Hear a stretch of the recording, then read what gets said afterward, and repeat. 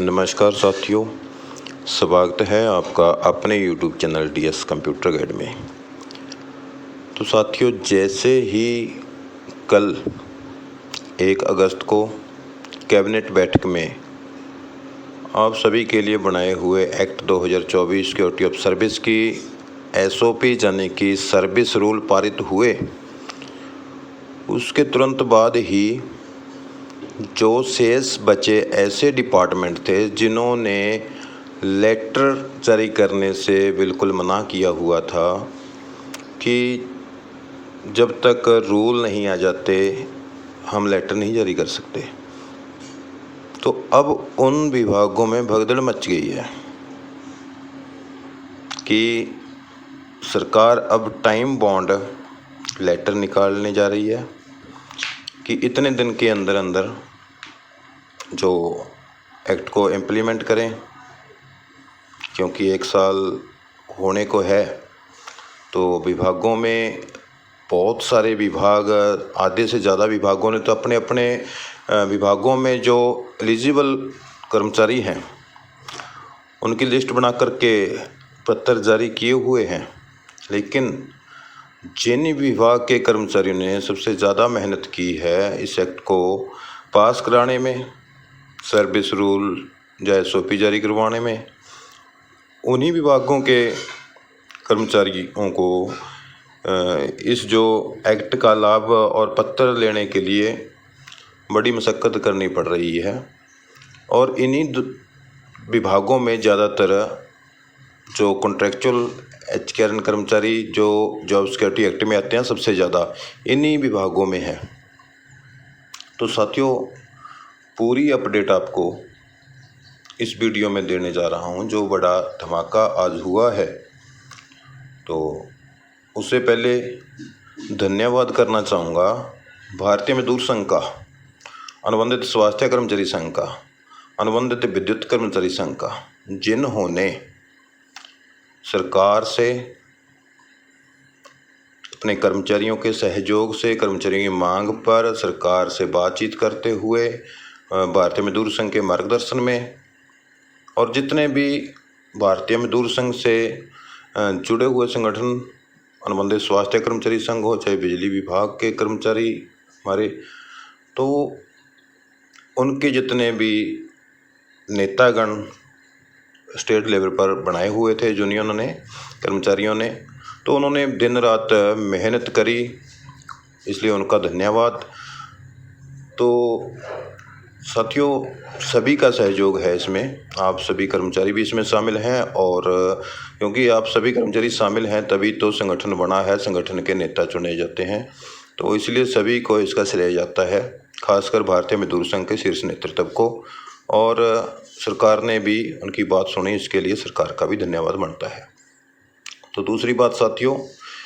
Video शुरू करने से पहले आपसे निवेदन करूंगा कि जो भी साथी चैनल पर आए हैं, वीडियो देख रहे हैं पहली बार, तो साथियों चैनल को सब्सक्राइब जरूर कर लें और वीडियो को आगे से आगे शेयर जरूर कर दें। तो साथियों, बता देना चाहूँगा कि कल जैसे ही SOP पे मोहर लगी, सर्विस रूल पता चला विभागों को, और उनमें अफरा तफरी का माहौल बन गया कि अब बहुत जल्दी से जल्दी ये कार्य करना पड़ेगा। तो कल से ही तैयारी कर दी गई और आज लेटर जारी कर दिया गया उस विभाग द्वारा, और कमेटी गठित कर दी गई। तो कौन सा विभाग है दिखाते हैं आपको। यहाँ पर आप देख सकते हैं साथियों, हरियाणा विद्युत प्रसारण निगम लिमिटेड यानी कि HBPNL। तो साथियों, यहाँ पर ये कहते हैं कि the state government Haryana vide its notification date 14 August 2024 issued Haryana contractual employee security of service ordinance 2024 and further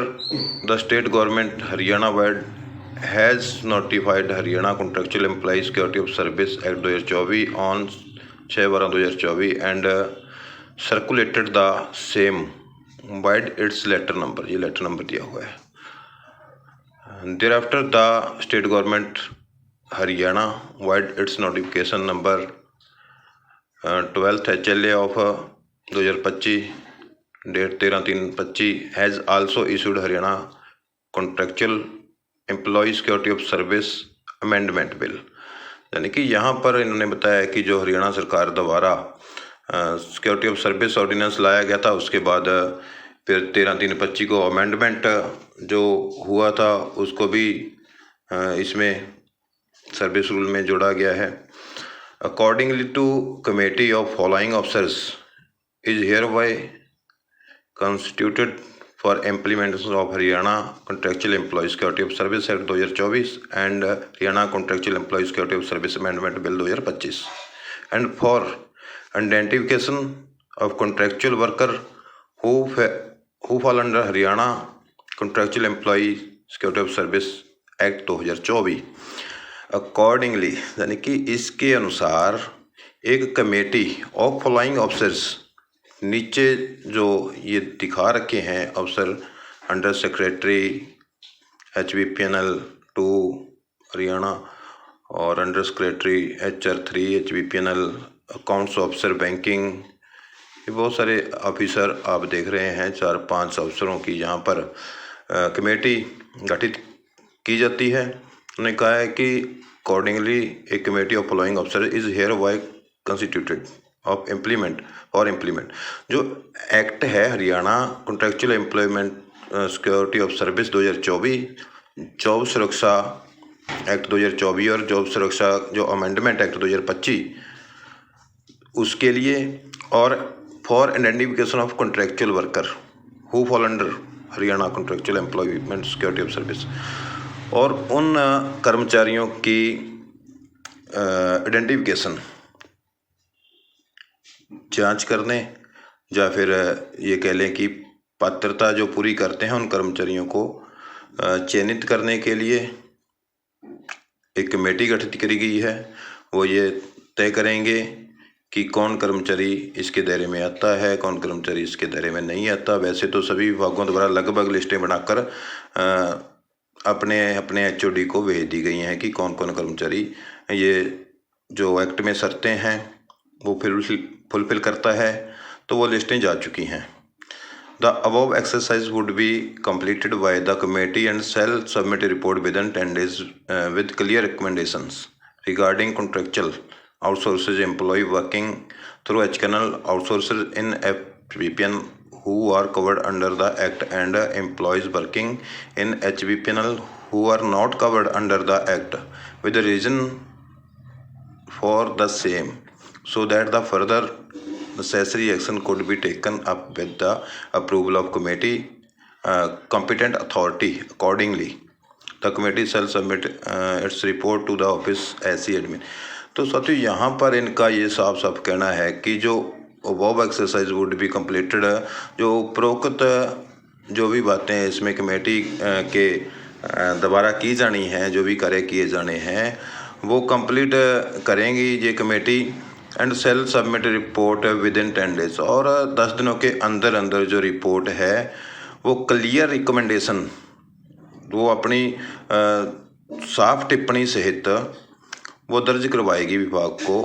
regarding contractual outsource employee working through HCNL outsources. जितने भी प्रकार के कर्मचारी विभाग में तैनात हैं जिनको 5 साल से ऊपर कार्य करते हो गए हैं, उनको अपनी साफ टिप्पणी सहित जो रिपोर्ट बना करके जो ये कमेटी है तो उन कर्मचारियों को चयन करते हुए जो इस एक्ट के अंडर आते हैं और जो नहीं आते हैं उनका रीज़न भी बताना पड़ेगा भी वो क्यों नहीं आते, उनके 5 साल पूरे नहीं होते या फिर उनकी क्वालिफिकेशन पूरी नहीं है, तो वो सारी चीज़ें रिपोर्ट बना करके विभाग को पेश करेंगे so that the further necessary action could be taken, तो ताकि जल्दी से जल्दी जो आवश्यक कार्रवाई है वो अमल में लाई जा सके। तो साथियों यहाँ पर बड़ी अपडेट है, सबसे ज़्यादा कर्मचारी लगभग बिजली विभाग में हैं। बहुत इन्होंने भी जी तोड़ मेहनत करी है एक्ट को पारित करवाने में, एक्ट को लागू करवाने में, SOP जारी करवाने के लिए और एक्ट बढ़ाने से लेकर एंड तक। और भारतीय मजदूर संघ का इनके साथ जो मार्गदर्शन रहा है और भारतीय मजदूर संघ ने अहम भूमिका निभाई है, जो इन कर्मचारियों को और भारतीय मजदूर संघ को दिल से सैल्यूट बनता है। और कर्मचारी जितने भी हरियाणा बिजली वितरण निगम में लगे हुए हैं उन सभी कर्मचारियों को पुनः बधाई। और विभाग, सिर्फ एक विभाग जो सबसे बड़ा विभाग है वो स्वास्थ्य विभाग है, और सबसे ज़्यादा स्वास्थ्य विभाग के कर्मचारियों ने जो अपनी महत्वपूर्ण भूमिका निभाई है, तो उनका भी 1-2 दिन के अंदर अंदर कमेटी गठित होगी या फिर लेटर आ जाएगा। तो कोई भी साथी जो कहते हैं कि अभी तक हमारे लेटर नहीं आए हैं, अभी तक हमारा कोई भी नोटिफिकेशन नहीं जारी हुआ, तो साथियों आप किसी को घबराने की ज़रूरत नहीं है। सर्विस रूल मेन होते हैं, सर्विस रूल जारी हो चुके हैं। तो अभी आपके जो लेटर हैं वो कुछ ही दिनों में देखने को मिलेंगे, और जल्दी ही जॉब सिक्योरिटी एक्ट है जो सर्विस रूलों के तहत आप सब पर लागू हो गया है, और जल्दी ही आपको लेटर वो मिल जाएंगे। और इसकी जो भी वेरिफिकेशन है वो ज़रूर एक कमेटी वो करेगी कि आपकी क्वालिफ़िकेशन है जो, या फिर आपकी जो गाइडलाइन एक्ट के अनुसार बनाई गई हैं उनको आप पूरा करते हैं नहीं करते, तो वो एक कमेटी का विषय है। तो जल्दी ही जो जॉब सिक्योरिटी एक्ट की पात्रता पूरी करते हैं उनको लाभ मिल जाएगा, घबराने की ज़रूरत नहीं है। तो आपको लाभ है जो 15 अगस्त 2024 से उसका एरियर समेत मिलेगा। धन्यवाद साथियों, जय हिंद, जय भारत।